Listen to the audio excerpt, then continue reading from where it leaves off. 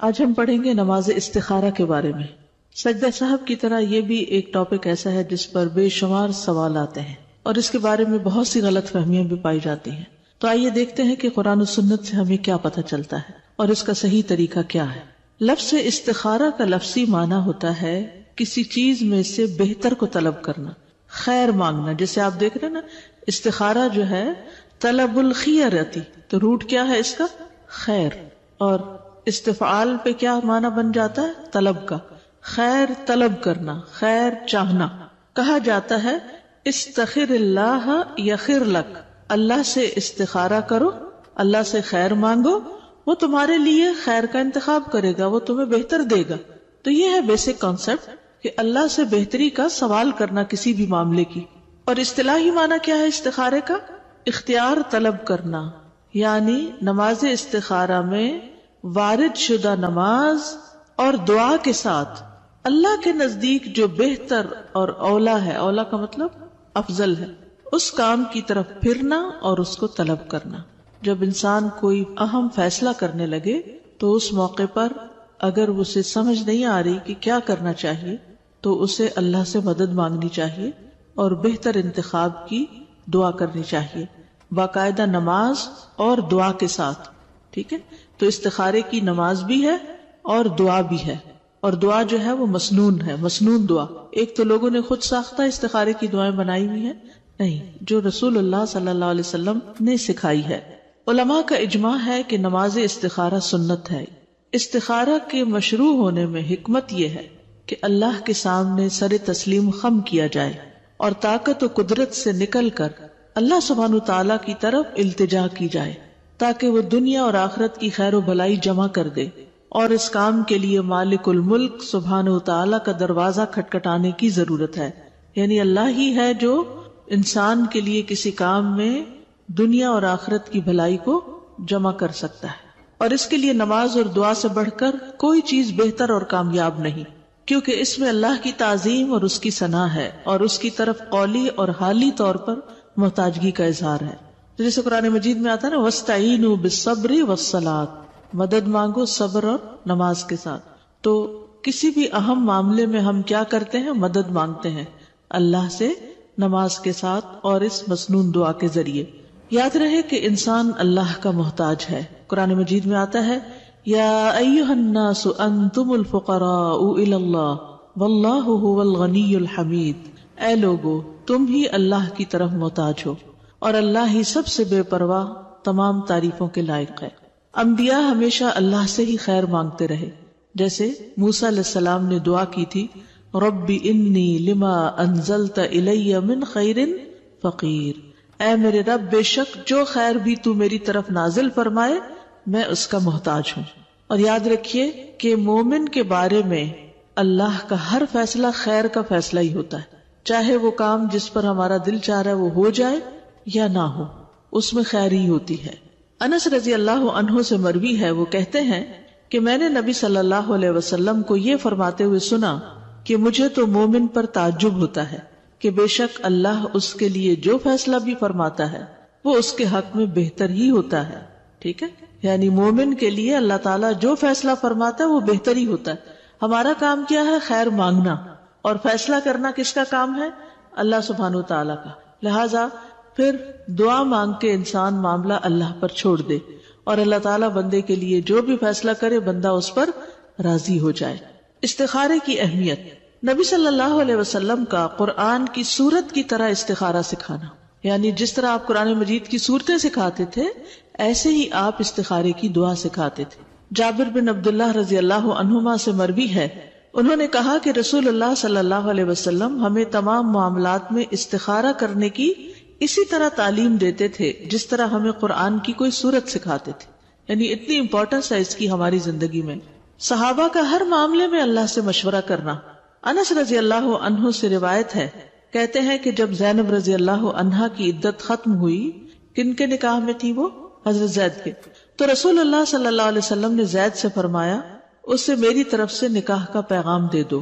زید رضی اللہ عنہ کہتے ہیں کہ میں گیا اور میں نے کہا اے زینب خوش ہو جاؤ، مجھے رسول اللہ صلی اللہ علیہ وسلم نے تمہارے پاس نکاح کا پیغام دے کر بھیجا ہے۔ سبحان اللہ. اب دیکھیے کہ جس شخص نے طلاق دی تھی اسی کے ذریعے آپ نکاح کا پیغام دے دیں.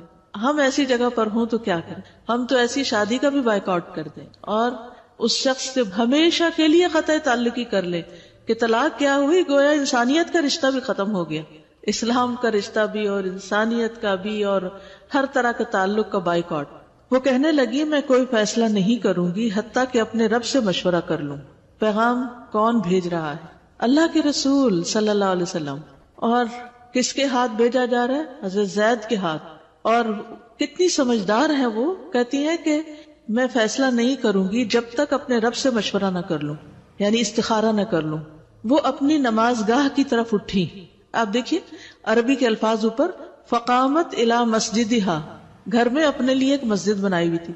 یہ اکثر جو ہم لوگوں کو کہتے ہیں نا کہ گھر کا ایک کارنر مختص کر لیں، ایک جگہ اپنا وہ لباس اور وہ، تاکہ سکون سے نماز پڑھیں.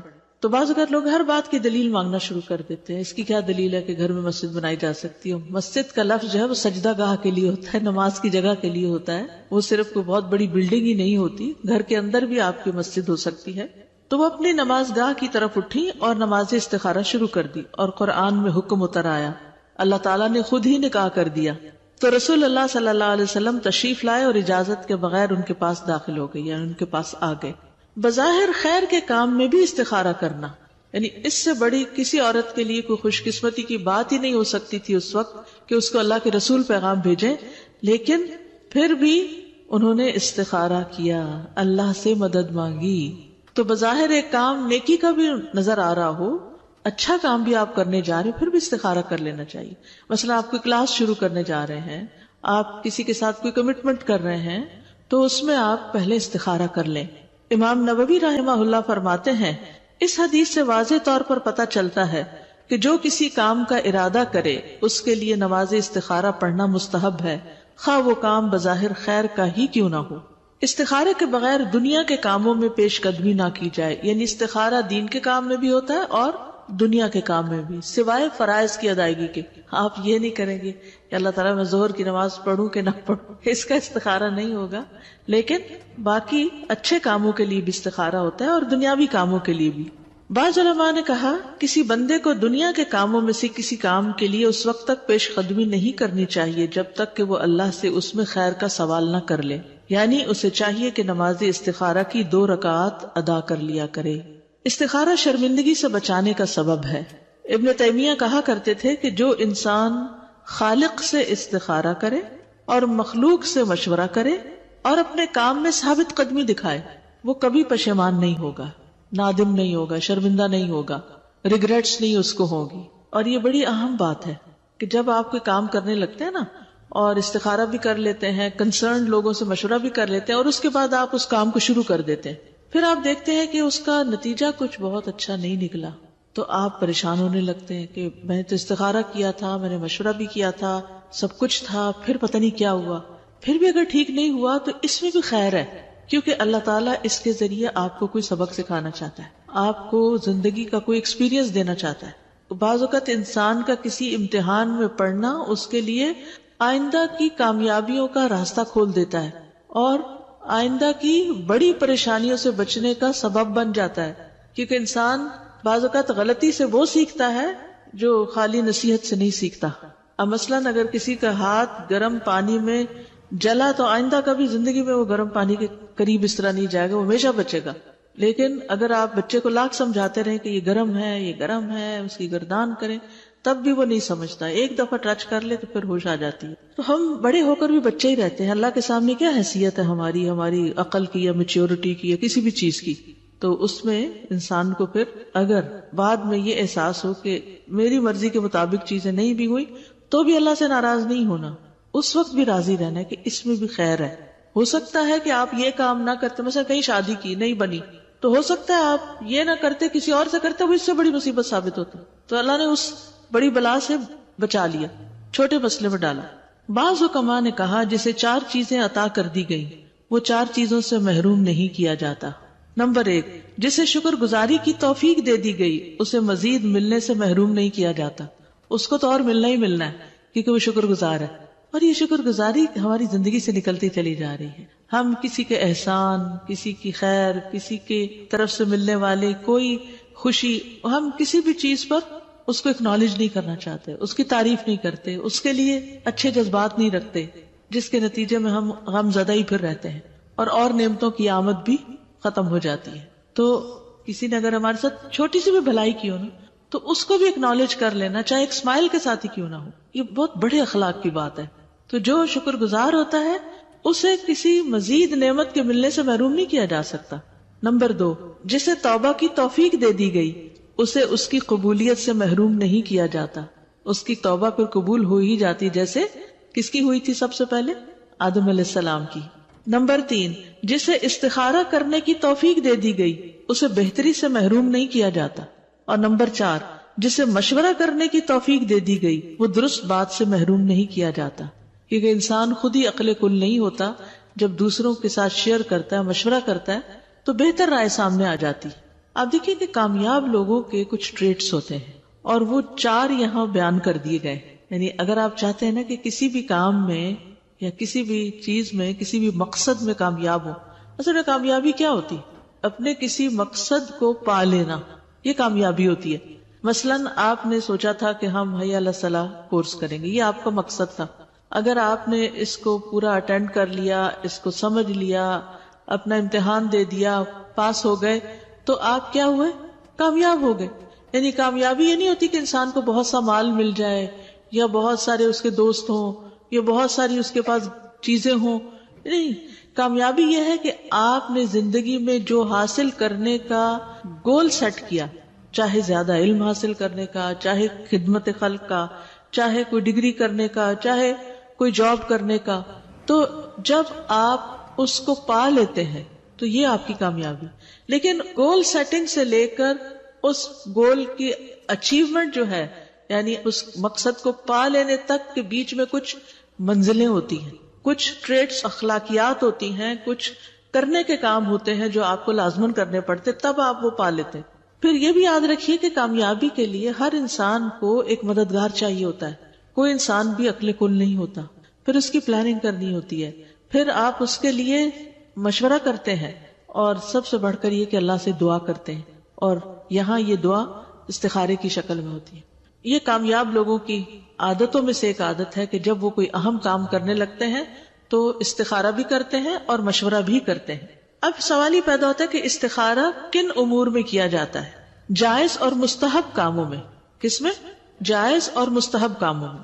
استخارہ جائز کاموں میں کیا جاتا ہے، جیسا کہ شادی، جائز کاروبار وغیرہ۔ اسی طرح جب آدمی کو مستحب چیزوں میں، مستحب کو مطلب ہوتا ہے پسندیدہ، مستحب چیزوں میں تعارض پیش آئے، کنٹراڈکٹ کر رہی ہو ایک دوسرے سے، یہ کروں کہ یہ کروں، تو استخارہ کیا جاتا ہے۔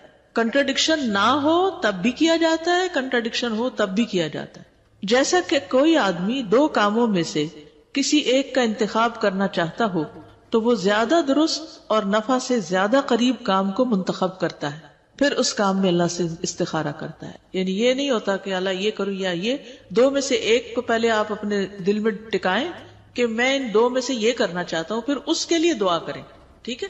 یعنی استخارہ یہ نہیں ہوتا یا اللہ یہ 2 رشتے آئے کون سا لوں، نہیں، پہلے اپنی عقل استعمال کریں اور دونوں کے پلس مائنس لکھ لیں اور ایک پر دل ٹکا لیں کہ ہاں یہ بہتر لگتا ہے، پھر اس پر استخارہ کریں کہ یا اللہ یہ کیا میرے حق میں بہتر ہے، مجھے یہ بہتر لگتا ہے، یعنی آپ مجھے بتائیں کہ میرے لیے کیا بہتر ہے، اگر بہتر ہے تو آپ اس کو کر دیں، اور پھر اس میں آپ بندوں سے بھی مشورہ کرتے ہیں۔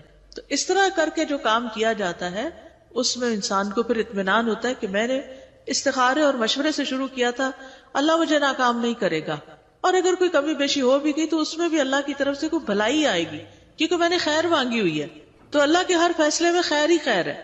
حرام اور مکروہ کاموں میں استخارہ نہیں، حرام اور مکروہ کاموں کو چھوڑنے کے لیے استخارہ نہیں کیا جاتا۔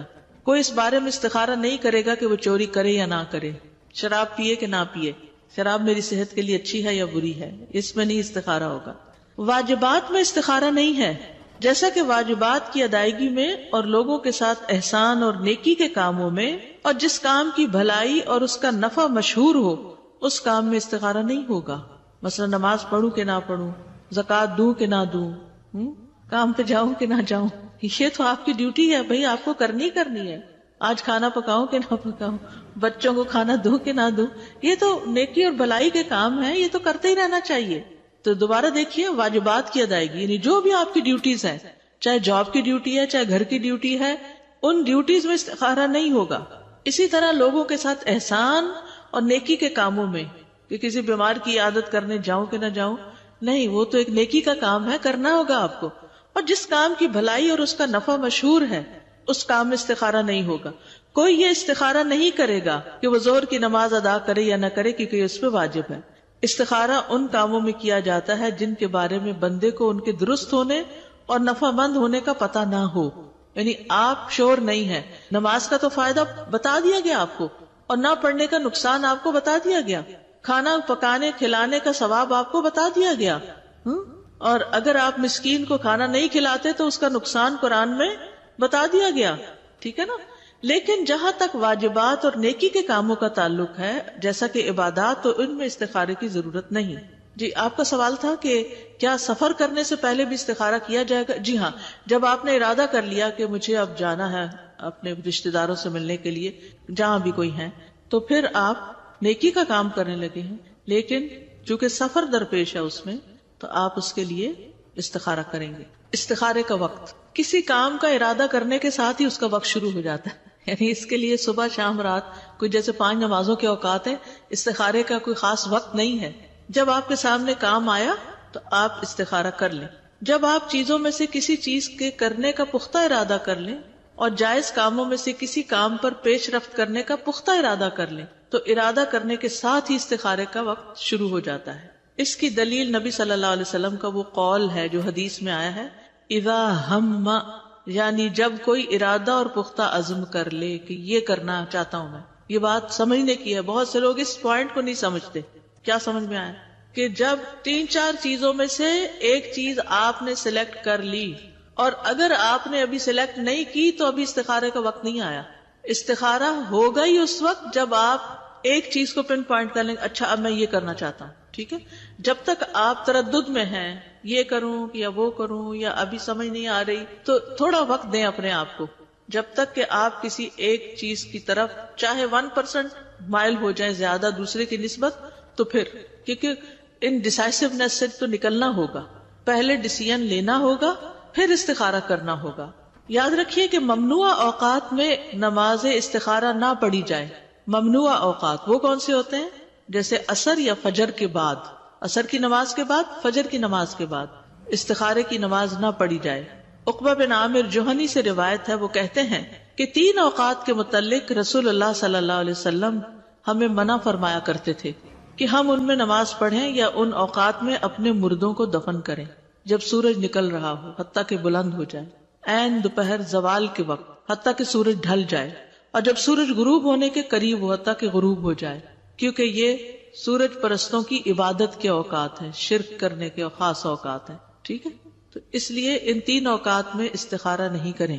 عین دوپہر کے وقت ابھی زوال نہیں ہوا اور سورج اندر باہر ہے نکلنے میں اور اندر باہر ہے غروب ہونے میں. اگر معاملہ مؤخر نہ کیا جا سکے، یعنی ہائیسٹ لیول کی ایمرجنسی آ گئی ہے کوئی، تو ممنوع اوقات میں بھی استخارہ کیا جا سکتا. اگر استخارہ کسی جلد کیے جانے والے کام کے لیے کرنا ہو جسے مؤخر نہ کیا جا سکتا، مثلا فلائٹ جا رہی ہے اور آپ کو ٹکٹ بک کرنے ہیں اور ابھی کرنے ہیں، تو پھر آپ کو اس وقت بھی کر لینا چاہیے. تو ایسے وقت میں نماز استخارہ پڑھی جا سکتی. لیکن اگر ایسے سبب کے لیے استخارہ کرنا ہو جسے مؤخر کیا جا سکتا تو اس استخارے کو مؤخر کرنا ہی ضروری ہے، واجب ہے. اب یہاں تک کوئی بات ہو تو سوال کی. میری بہو نے پوچھا کہ 3 چیزیں کوئی میرے معاملہ ہیں تو میں کیا کروں، کس طرح سے استخارہ کروں، لیکن میری بات سمجھ میں ہی نہیں آ رہی تھی. میں نے کہا بھائی اب میں تو نہیں کچھ کہہ سکتی ہوں، کل ہوگا معاملہ، لیکن آپ جو کہنے والی تھی بہرحال میں نے کہا اس میں سوچ لو کہ جس میں میرے سب میں بہتری وہ کر دو اللہ تعالیٰ. جی ہاں، یعنی چاہے تھوڑی سی بھی بہتری زیادہ نظر آئے نا تو پھر اس کو ذہن میں رکھ کے استخارہ ہوتا ہے. 3 چیزوں کا اکٹھا استخارہ نہیں ہوتا.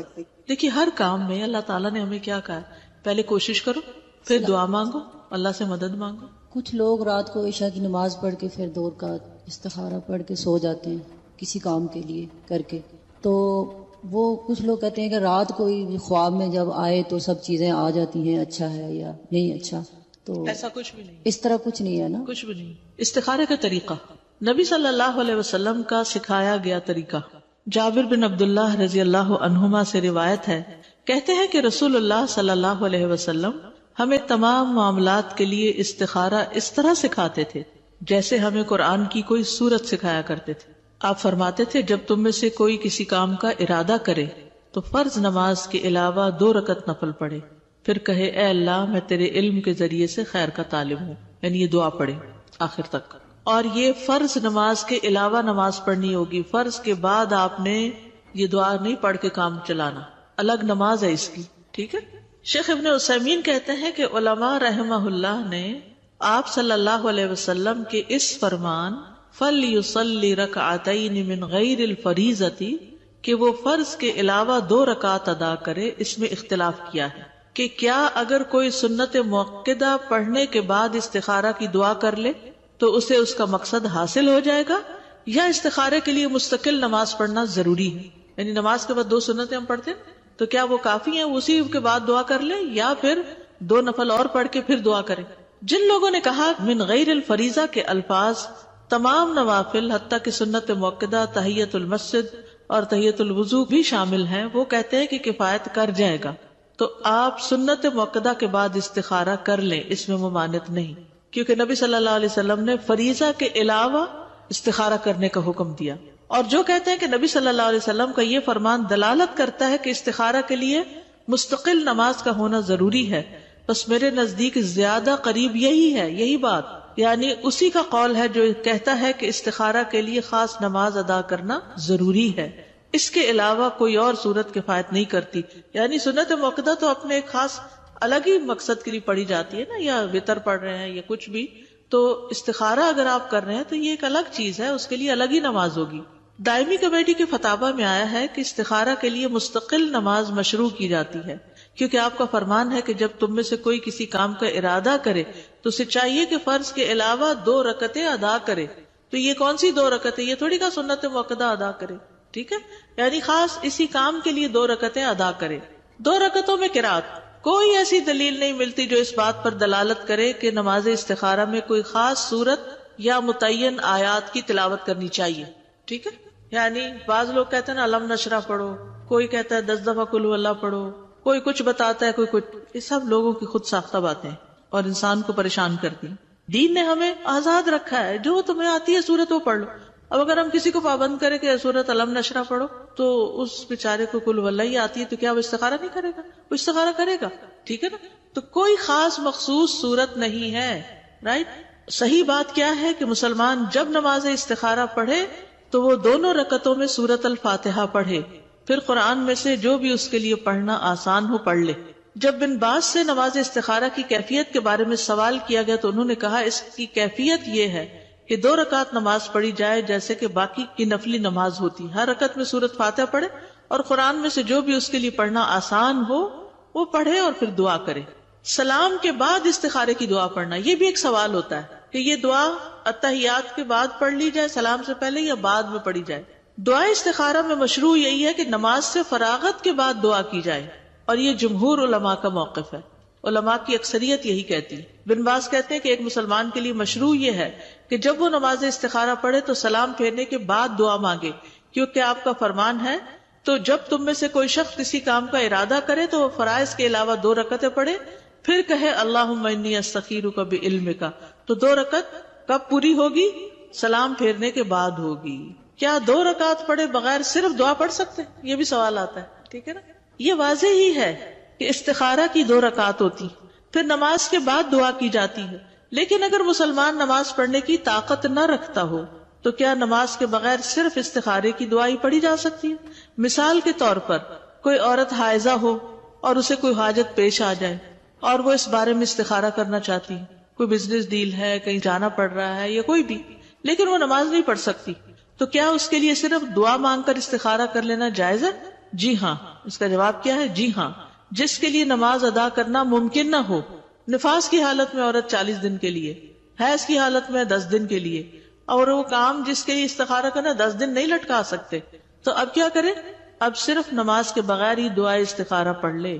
امام نووی فرماتے ہیں اگر وہ نماز پڑھنے سے معذور ہو تو صرف دعا کر کے استخارہ کرے، اے اللہ میں تجھ سے تیرے علم کی بدولت خیر طلب کرتا ہوں اور تیری قدرت کی بدولت تجھ سے طاقت مانگتا ہوں اور تیرے فضل عظیم کا طلبگار ہوں. بے شک قدرت تو ہی رکھتا ہے اور مجھے کوئی قدرت نہیں، اور تو جانتا ہے اور میں کچھ نہیں جانتا، اور تو تمام پوشیدہ باتوں کو جاننے والا ہے. اے اللہ اگر تو جانتا ہے کہ یہ کام جس کے لیے استخارہ کیا جا رہا ہے دل میں وہ رکھے اس کام کو، میرے دین میری دنیا اور میرے کام کے انجام کے اعتبار سے میرے لیے بہتر ہے تو اسے میرے لیے نصیب کر لے، اور اگر تو جانتا ہے کہ یہ کام میرے دین میری دنیا اور میرے کام کے انجام کے اعتبار سے برا ہے تو اسے مجھ سے ہٹا دے اور مجھے بھی اس سے ہٹا دے، پھر میرے لیے خیر مقدر فرما دے جہاں بھی وہ ہو، پھر مجھے اس پر راضی بھی کر دے. اتنی خوبصورت دعا.